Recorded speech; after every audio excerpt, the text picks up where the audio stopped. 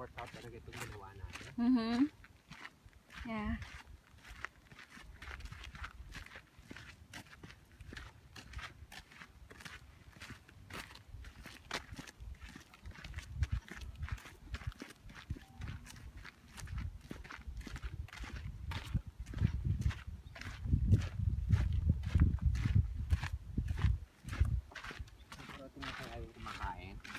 Ha?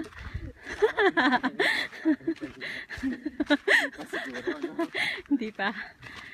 Pagkatapos silang kumain, nagka-energy na. So push. Let's go. O tinamad.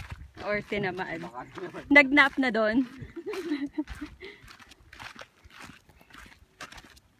Yun yung pinakamahirap na part ng work ko. Yeah. After lunch.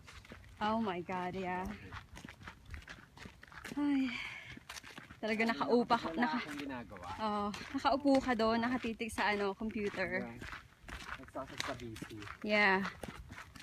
At nandun kasi Tina, no? So, beautiful. Look at that. Oh my goodness. Nice. Layo pa. Oh my God, look. Oh gosh. Kaya pa natin.